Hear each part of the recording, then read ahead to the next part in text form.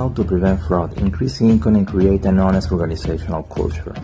To answer this question, we need to understand that in the business world, we are all under pressure and many people do what it takes to increase income. So to prevent any damage to the reputation of your organization and even your own reputation, losing your money or the money of the company you work for, you must apply the following strategies. First, allowing whistleblowing.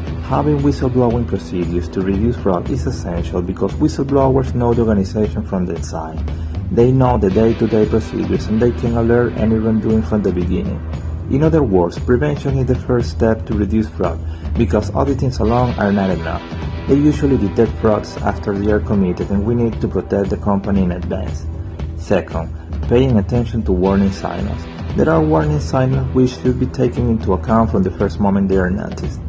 For instance, overpaid consultants or extraordinary expenses are definitely red flags. So having a list of warning signals creates a safer workplace. Avoiding employees who are tolerant to fraud. From the first interview, it's fundamental to detect people who are tolerant or inclined to commit fraud.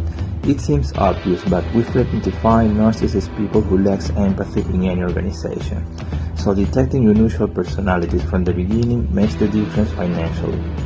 As an illustration, greedy people are a good fit for a sales position, but not as a financial manager or any position in which fraud can be easily committed.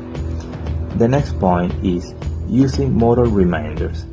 This is an idea taken from the book The Honest Truth About Dishonesty by Dan Ariely. It proposes the use of moral reminders for reducing cheating because reminding people the moral standards of society increases the chances of avoiding unethical behaviors. For instance, reminding your colleagues to trust in each other will motivate them to analyze their behavior. Being aware of group thinking. Group thinking is avoiding conflict to be accepted by a group, and as everybody wants to be accepted, it may create a negative inertia, preventing new ideas for correcting wrongdoings.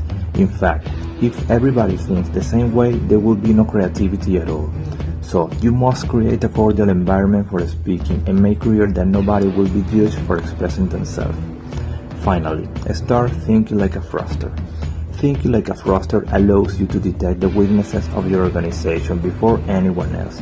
It prepares strategies in advance to deal with real fraudsters and increase your company's security. Think, what would I do if I were a robber? How would I take the money? Thank you so much for watching this video, and if you liked it, remember to click like. I hope this helps. See you soon.